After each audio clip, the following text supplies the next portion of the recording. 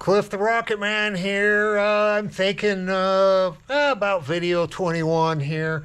It's spring in Utah and it's raining today, so we're out in the garage going to do a video on some mower diagnostics, or small engine actually, because it applies to most small engines. Anyway, but I'm going to focus more on lawnmower problems. Anyway, you've got an old lawnmower out in the garage, or somebody gave you one, it won't start. Here's some of the things I've learned over the years of messing with these. Now, carburetor is usually number one. I've already covered that in 2 other videos, so I'm not going to get into the carburetor at all. But I'm going to move on to other things that cause a no start. Here, let me grab something here real quick. Okay, here we go. Now, first thing we want to cover is the kill switch right here. Hopefully you can see that. What it does, it just has a lever that comes over here. I don't know if you can see it. It grounds this switch, which shorts the coil out. Here's the coil right here. I don't have it on there because I'm going to do something with that here in just a minute. Now on Briggs & Stratton, it's generally right here outside the flywheel. Now on a Tecumseh, it's underneath the flywheel. So that's going to require you to pull the flywheel off. Here's various different types of pullers. This is from Briggs & Stratton, the Tecumseh type. And then here's just your basic small puller here. The only problem with some of these pullers, you have to have 2 holes drilled from the factory to be able to attach your puller to it. Let's see, Kohler and Hondas are on the outside. You need to make sure that when you're pulling your cable, as you can see here, you're pulling your cable, it's pulling away the lever away from the kill switch. If that is, sometimes these get rusted up, and then you'll try to pull it with your cable right here, and it won't pull off far enough. Check that first. If the coil is grounded, you'll have no spark. Another problem, before I forget, is sometimes on this style of cable, this will get loose on your handlebar. So when you pull your lever down, it actually will not pull this back far enough. So check that also. Next thing, coil. So this is working rarely, but sometimes they need a coil, and how you check that is tie your lever down, pull your spark plug wire off so it does not start. And what you do is, imagine that's bolted on there. This is just a slightly different coil that won't bolt to this engine. I think it's for a 4-horse Briggs & Stratton. Turn your flywheel around till your magnet passes the coil, and you, with a screwdriver in here, ground it to the engine, you should feel a small spark. If you do not, and you've checked your ground switch, you can actually just unhook this wire. If you unhook this wire, the engine will not be the coil will not be grounded, and you should feel a spark. These are rare. Sometimes they only do it when they're hot. If not, it might need a coil. That applies to all the 4 engines. I basically cover 4 engines: Honda, Briggs & Stratton, Tecumseh, and Kohler. I've only replaced coils on Briggs & Stratton. I had 1 Tecumseh. Okay, next thing, spark plugs. Here's a good one. Here's a brand new one. Here's a kind of an older one, all carboned up. And actually, this is a good spark plug. It's just been used quite a bit. If it's very wet with oil or fuel, then either replace the you need to replace the spark plug, or figure out why it's wet from fuel. Just smell it. If you'll be able to smell the fuel, if it's wet from oil, then you've got another problem. If you've tipped your mower over, yes, you can get oil, and definitely you will flood your engine with fuel. So that's if it's just a fuel flood, or an oil, you can actually just pull your spark plug out, leave your spark plug out and pull it a few times until you clean the cylinder out, put a new plug in it, or you can clean your old plug. And if that starts, then you're done. Go ahead and mow your lawn with it. Now let's see. Here's another one. If you don't know anything about the mower or the engine you're trying to, and it will not start, here's another little trick. Another thing that happens to these. If you'll notice, there's a slot in the flywheel right there.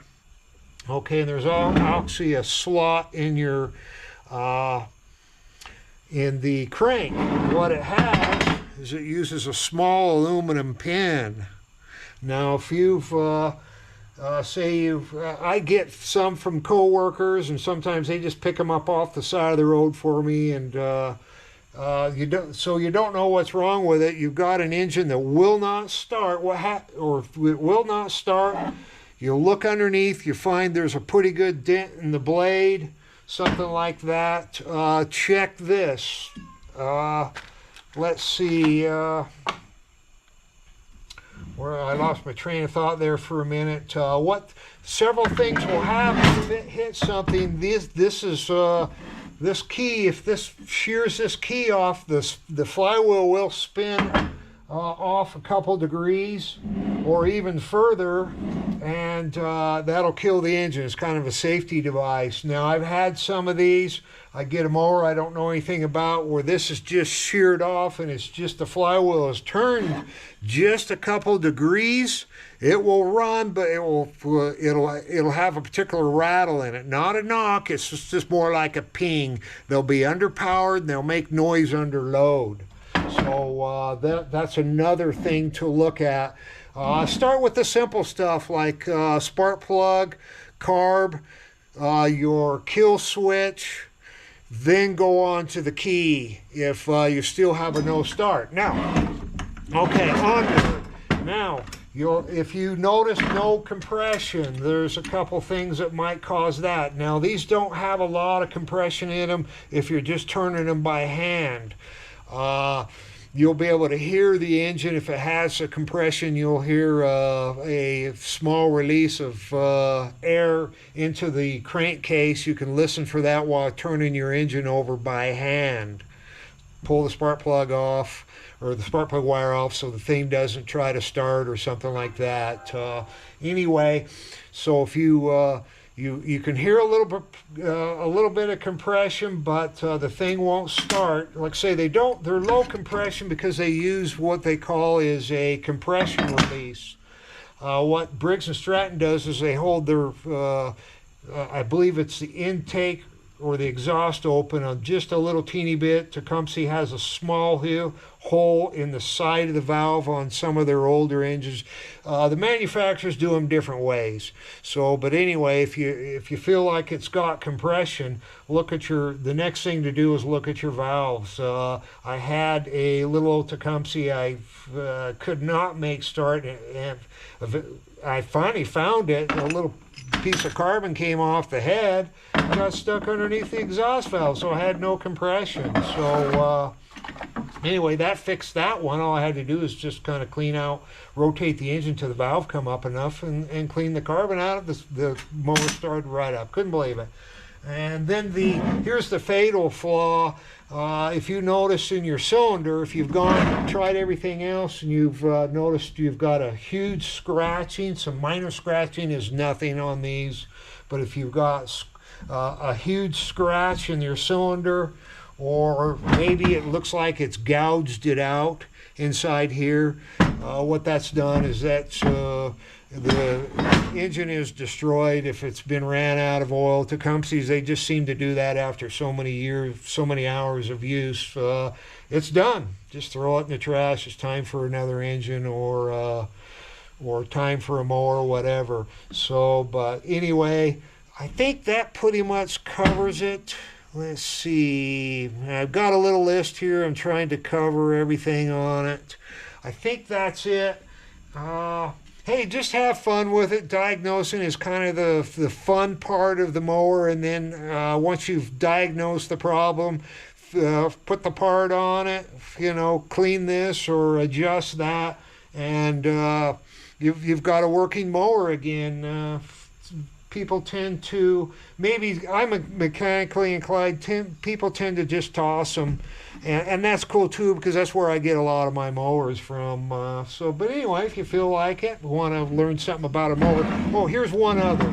If a mower will start specifically on a Briggs and Stratton or let's see, I think it's the Kohler engines, they use a thermostat on their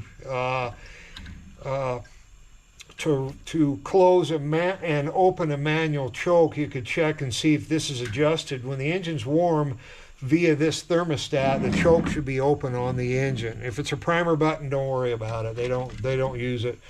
Like I say, the choke should be closed when it's cold, open when it's warmed up, and you see how the thermostat next to the muffler physically opens up the choke here.